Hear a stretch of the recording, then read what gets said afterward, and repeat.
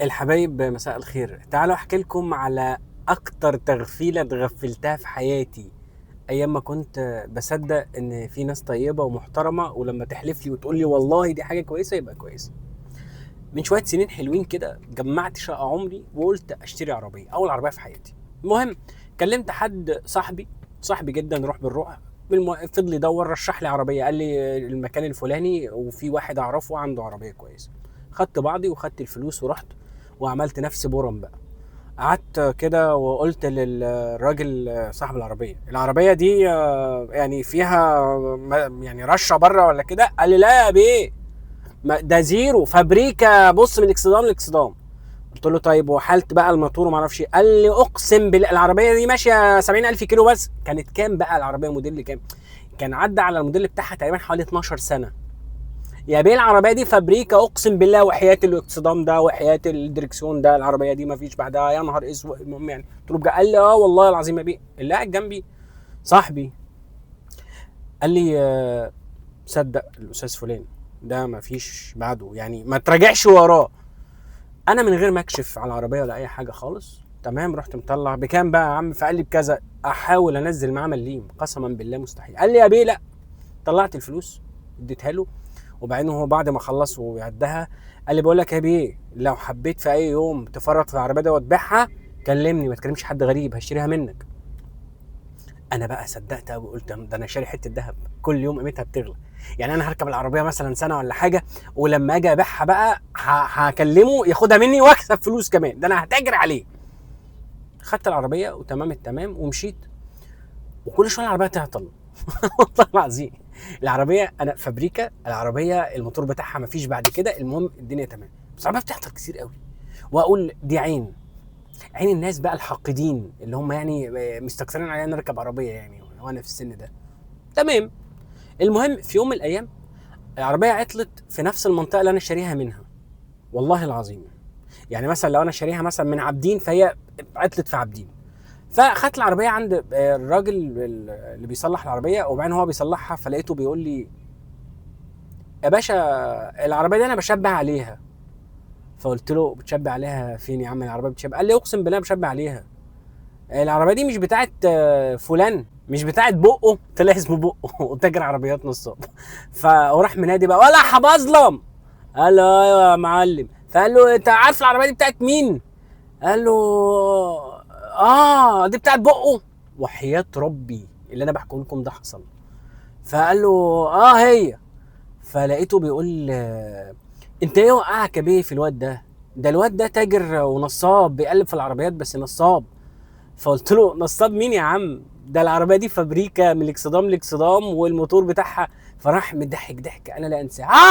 يا نهار اسود، انت بتهزر؟ افتح العداد كده. فتحت العربيه، قال لا العربيه ديت ايه ده؟ دي ماشيه 70,000 كيلو بس. قلت له اه يا عم ماشيه 70,000 كيلو بس. فضل يضحك. ولا العربيه دي معديه 250,000 كيلو على يدي.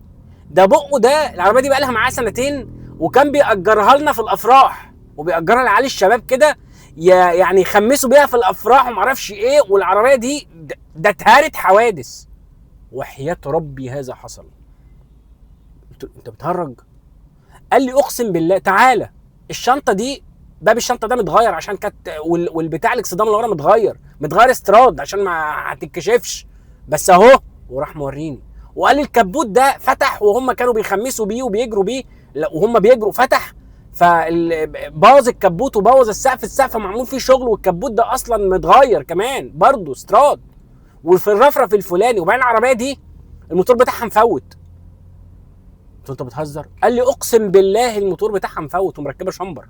الموتور بتاعها خلصان مشطب، لان كان مسافر مره شرم الشيخ بيها، والعربيه يعني نقصت ميه ومعرفش ايه وسخنت منه وحاجات كده.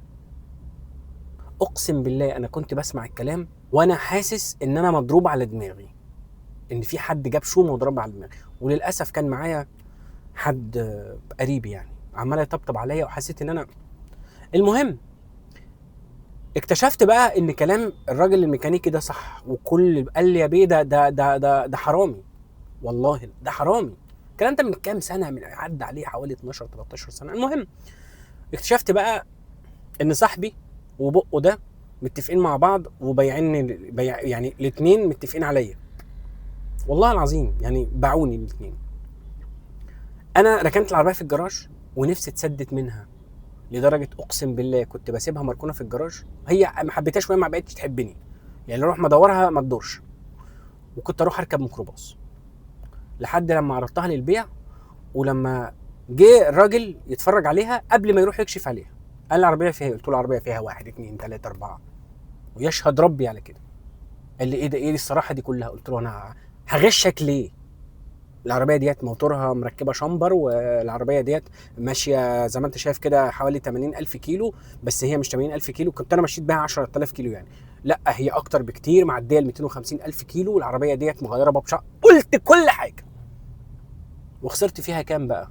يعني الكلام ده زي النهارده، يعني تقريبا حوالي مثلا 2500 $3000، يعني حوالي 150,000 جنيه، اقسم بالله من لحم الحي. وكنت انا في اشد الحاجه ليه، بس مش هغش.